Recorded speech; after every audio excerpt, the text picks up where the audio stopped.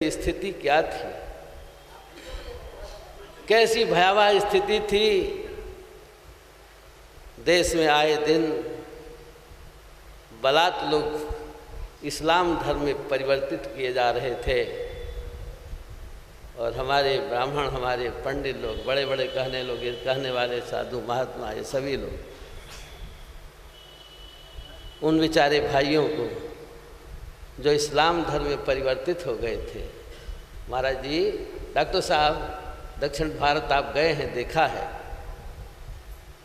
उत्तर भारत में इतना प्रभाव नहीं बढ़ा जितना कि दक्षिण में।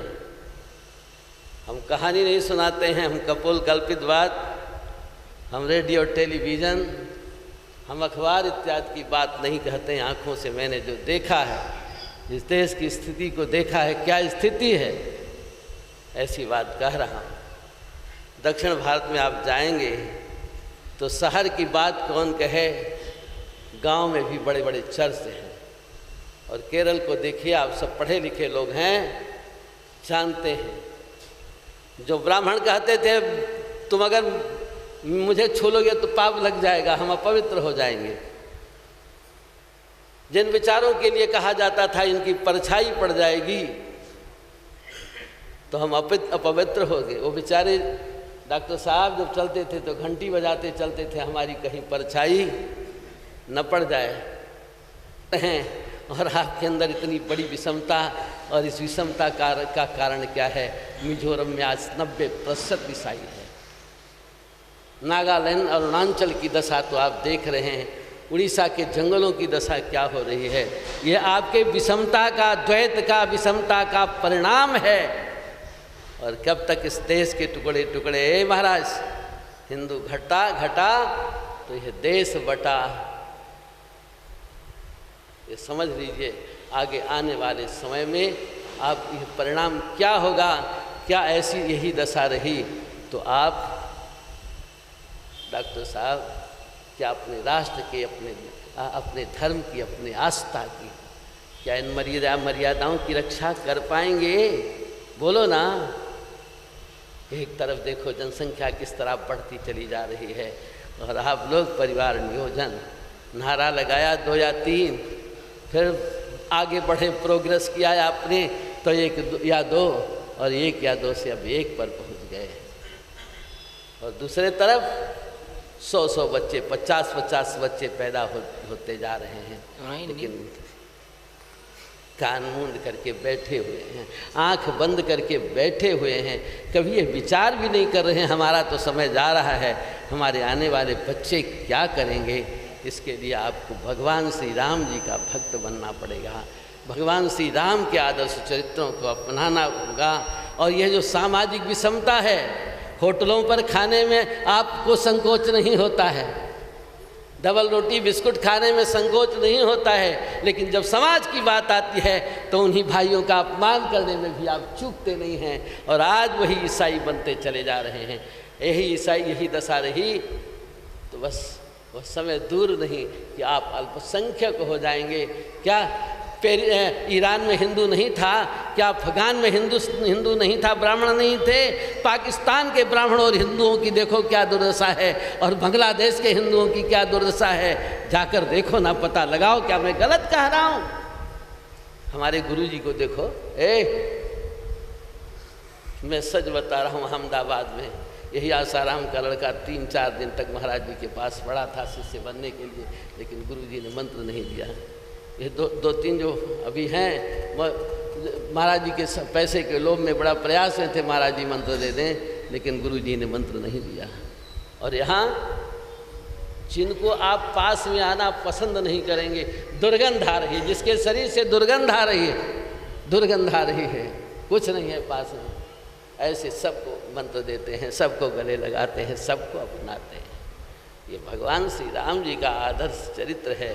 तो अब भगवान श्री राम जी का बड़े ही बड़भागी हैं, सौभाग्यशाली हैं। समय ज़्यादा हो रहा है, जो यह अयोध्या में भगवान श्री राम जी के चरित्र को सुनने का अवसर प्राप्त हुआ है। सुने और धारण करें, दृढ़ हो जाएं, और देश, धर्म, अपने आस्था की रक्षा के लिए तैयार हो जाएं।